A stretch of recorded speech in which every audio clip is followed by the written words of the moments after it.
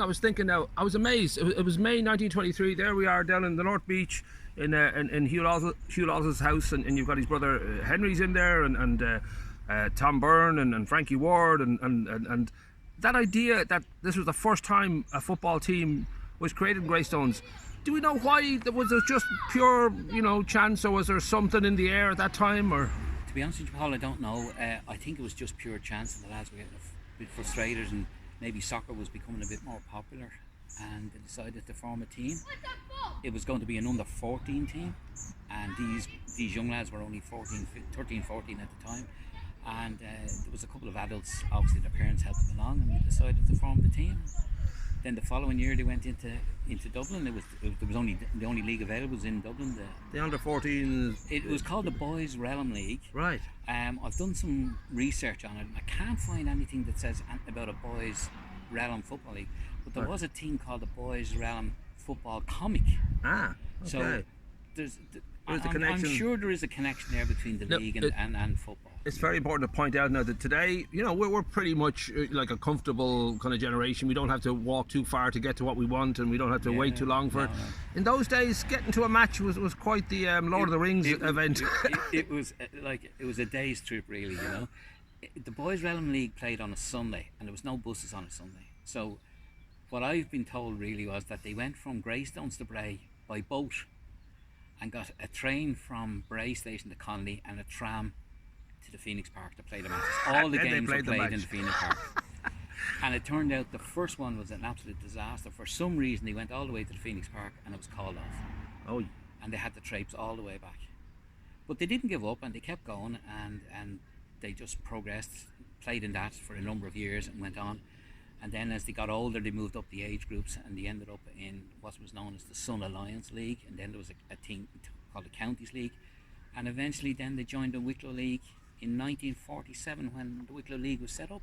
And was that a reflection then that there was a growth in its popularity? Because there would have been, as we said, like starting out in 1923, it wasn't like everybody was playing it, and there was a little bit of a minority thing to sort of try and organise it. And I think in the Dublin area, the metropolitan area around Dublin, it was very popular, and it started to spread out then to the neighbouring counties like Wicklow, Kildare and Offaly and stuff like that. And it got more popular down here, and I think around the 1947 it looked like they might have even had two teams. Right. But they were getting older at that stage and whatever, Now, I meant to ask actually, at that time when you said they got the boat, was it a kind of a taxi, or was it just a friend brought them on a boat? No, I think it was one of the Spurlings actually brought them in.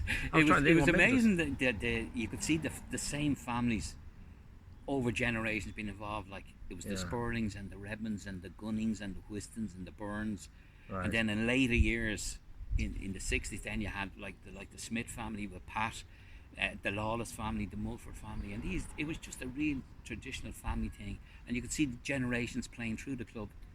It was just a fantastic thing, And we should say, of course, before they became the Beatles, there was different names. There was the Silver Beatles, all that. They had different names coming up to. Well, I've heard lots of rumours that at one stage we were called Bellevue Boys and St. Killian's and stuff like that, and we moved around a little bit. I think we played down in the Burnaby, and we're supposed to play in Delgany at some stage, and we ended up here in what's more commonly known as the Bog in 1936. And was Archfield was it a big deal to get this? Was it a lot of money? I don't know how this came to be in the. Well, I don't know the actual history. It was privately owned at one stage, and then it was left to the club and whatever. Great. It wasn't left to the club, but the club were using it. Okay. And then, for some reason, then it came to light that it was a council's pitch. It was still a council pitch. Right. It might have been like a bit of common ground. Gotcha. That we started playing and stuff like that, and then. So you're squatting here, really. in a way, and then we got the formal sporting lease then around the 36 or so. Right. And then it became formal, and I don't know. In your day, you might have remembered the circus used to come here. Yeah, I have a picture of them summer, here. Yeah. And like it got the name then as the Circus Field. But right. it was always known as the Bog, and it was very, very soft. Do you think there was a time in the history then of the team that it sort of went, for a better term, like professional? Maybe they always felt that way early on when they started, getting into proper leagues and into 47 and all that. But or was there I don't know if there was a turning point, because they're very, very successful as history goes on. But I don't know if there was a year or a moment that they sort of put a stamp, said we're actually a real team here now. We want to. Well, throughout the 70s we were quite successful in Wicklow. We had an under-18 team that was pretty handy, and some of the senior team started winning everything in Wicklow, and eventually won everything, you know. So at that stage we were just looking at where we would go next, and you know, we were pushing on. So we decided to enter the Leinster Senior League around the 90s, mid-90s, and we 93 went into 93, yeah. And we went in as, you can't go into the higher division with the Leinster Senior League. There are 4 divisions at the intermediate, which is just below League of Ireland, and then you have the Junior League, so you can't go directly into intermediate. So we went into one of the major Sunday leagues in the junior, and we won that, and then we progressed into the intermediate section. Some great years there. Year 2000 we won the treble, most progressive club in the photo, most progressive club in Leinster Senior League. I suppose the pinnacle was 2006 when we won the Metropolitan Cup. That's a fairly prestigious trophy. And that's huge success. I mean, there must have been a great sense of not only pride, but a real sense of like, this is, you know, like serious stuff. Like, we're actually competing with the best of them, and we're winning. We said, you know, we need to improve the facilities. We started having in the Leinster Senior League, you have to have dressing rooms and showers. Unfortunately, we can't use them now under COVID. But you have to have these facilities. You have to have certain standards. You have to have a separate dressing room for your referees, etc. So we had to improve the facilities. We had to improve the playing surface. Then we used to train and play here, and which wasn't going to be viable if you wanted to have the pitch in any good condition. So we used to train up on Bray Head there on a piece of ground we got up there, and we used to train in Bray, you know. We used to train at the rugby club behind the goals in the rugby club for years, you know. So we used to do a bit of, we were kind of nomads for training but playing here, you know. Now, as I said, very successful, and certainly 2000 was an amazing year, and you said 2006 and all that. Was there ever wilderness years? Was there ever a kind of a time where it just seemed to be on its knees?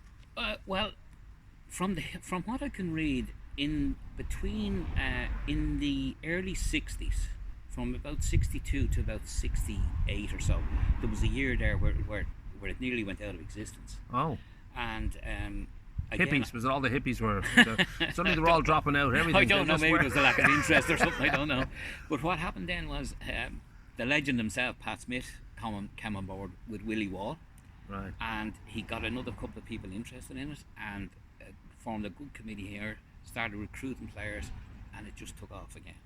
So you could say that Pat kind of reignited the whole club again, and it was fantastic. He got the likes of Jim Vickers and Joe Mulford and a couple of other guys involved, and they had a strong committee, and then they started good fundraising, you know. Our legendary Christmas draw, which actually was 2 draws.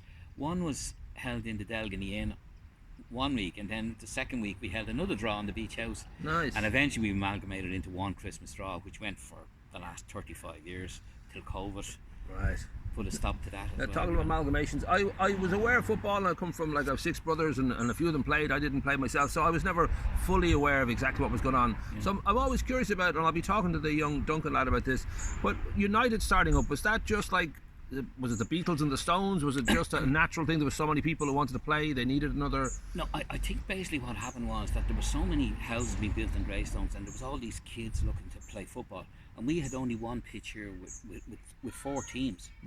2 at home and 2 away every weekend. We just couldn't facilitate them. And obviously people who formed Greystones United, the parents got together and said, listen, we need to get these kids playing football. So Greystones United started off really as a schoolboy club, and then they just blossomed from that on. And they were based up in Darcy's Field. And of course John would give you more detail on dates and stuff like that.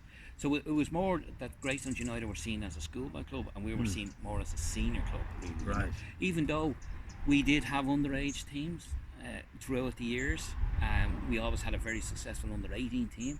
So we used to have an under-18 team and then the seniors, but we didn't have anything below under-18, or youths as it's called. And Greystones United filled that gap, and they blossomed, and they just, you know, did a great job there with all the kids, and it just huge club then in the end. So when it came to, you know, I can think of, you know, quite a few rugby players who come out of here and sort of, you know, hit the big time. I'm not as familiar with football, so I'm not sure if there are people that you would sort of naturally kind of cite as well, there's a couple of players now. We had do you remember Sean Thomas, who used to manage Shamrock Rovers? He actually lived in Latouche Park. His 2 sons came down here. One of them got a scholarship to UCD. He played League of Ireland there. John Robbie played here. Peter Robbie played here. We've got players now who are out there doing their, we've got Darren, obviously, well, people are nearby, but obviously there's Greystones people out there. We have a couple of good young lads coming through. Paul McShane started with Greystones United. Right, wow. We have a couple of good prospects coming through now as well. I won't say who they are just in case I put a kibosh on their future now, but there's some great kids coming through. At the moment now we have about 56 teams and about 1,000 players. And they're spread over 7 different leagues, from Memphis Senior League down to the Wicklow Schoolboys League.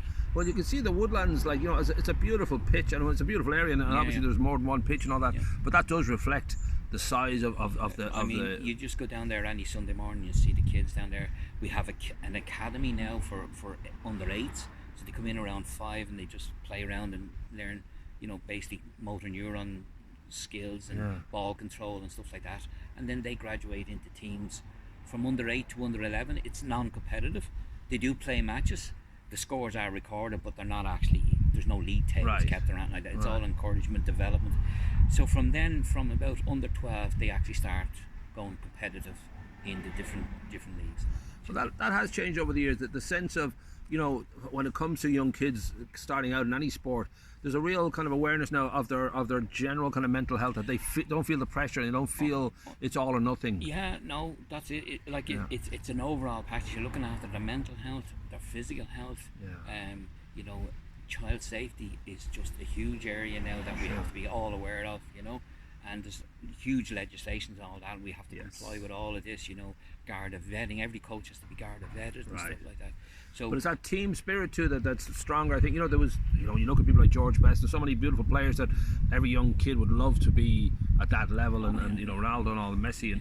But I think now more than ever there's a great emphasis on just how wonderful it is to lock in with a team and how that works. It's fantastic to see them there, and they actually make friends for life, and you see the same kids hanging around each other as they go through the different age groups. Now obviously some fall off and they go to other sports or lose interest and all that, but they do make friends for life. Even me now, I started down here mid-70s. Some of my best friends I met in those years, that I still play golf with and used to go for a pint with and stuff like that, So there is that family spirit as well, and they just gel, and it just takes them for the rest of their life. They've got great friends.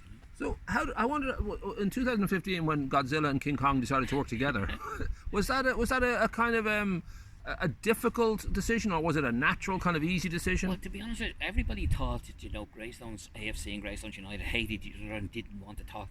That's not the truth at all. I used to go to Greystones United matches. People used to come down to AFC matches. We used to meet at league meetings and all that. We always had a great rapport.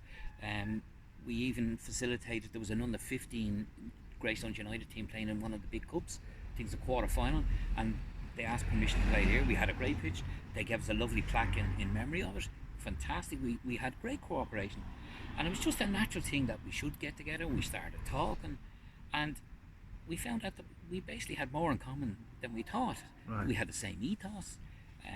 We just wanted to develop players, and it made so much sense to get together, because you're tapping into the same pool of players, the same pool of sponsors, and it just didn't make sense that we should be dividing that pool instead of working together, and that's how it happened. Could you guys talk to Northern Ireland about the... So I'm wondering then if it was all smooth sailing, or there was the natural thing of figuring out things as you went along. There was 2 attempts in the past that weren't successful for various reasons. I wasn't really involved, And were they decades before? Or was they would have been, yes. Like decades, maybe 15 years. Okay. It was 2 attempts. But in this time, on this occasion, some of the history wasn't a huge issue, and things like the team, the club name, the club colours and stuff like that, they weren't huge issues this time around. Maybe they were in the past, but they weren't huge issues. For instance, just on the club colours, we looked at, there's 700 kids running around in green and white. We weren't going to come along and say, you have to change all the red. You couldn't put that expense on parents and stuff like that. So all of these issues, the name, Greystones United wanted to keep the ethos of Greystones United. We wanted to do the same for AFC. So United AFC was born. And it just made a common sense. And some of those things were just glossed over in nearly the first meeting. We had about 3 meetings, and then it just went from that. I suppose to wrap up would be the feeling that given that Greystones grows by the day, and there's another, probably as we spoke, to another 30 or 40 houses just been built, that must mean obviously that there's obviously more kids and all that, and I guess, you know, the future is bright in many ways, that there's always going to be kids who want to play. I mean, I don't know if you guys sort of feel this is all easier, whether you're thinking, oh, there's going to be more and more, we got to keep working harder. There's good side and the bad side. Right. Definitely there's going to be lots more kids coming into the area, all looking to play football and that. But we've only got limited space, we've only limited number of kids. Like, we still have to rent the school in the winter months to cover training, because we just don't have a facility, even though we have an all-weather pitch. So it's really getting tight on facilities wise, you know. How we cater for them, I don't know. But, you know, they're more than welcome to come down to the academy and try out and stuff like that, you know. But we have only a limited facility, we've only a limited number of coaches. We try and get more parents involved. If anything, we need, it's the volunteer issue. Right. If there's any two issues that are coming to light at the moment now, it's finance and volunteers. Right. Like, we have a small committee, we could do it more, we need to get more people involved. And then on the finance side, COVID has killed off all the fundraising. And then people weren't getting football, but we had still got all the expense, you know. Right. We built a stand, we rebuilt the floor in the clubhouse. We still got insurance, we still got ground staff to look after. All these expenses were still there, but there was no income in, you know. Because I know a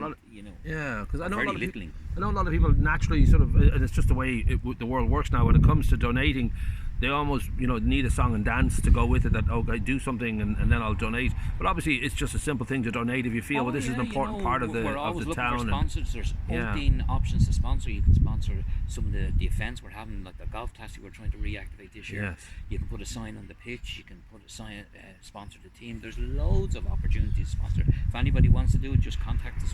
We'll put all the links and the contacts in the piece here so people can follow through and all that. Just contact the club admin and all of that. You know, we're always there. So you say we have plans going ahead. We put in a stand, and we're hoping to, you know, in the future maybe to get a roof on it. And we need to expand our facilities down there for training, particularly during the winter months, you know. Now, you were saying to finish the video you're going to do 1,000 press-ups and then do 1,000 keepy-uppies. And No, I'll set the camera up here now. We'll get ready for you. all my football days and training days are well over.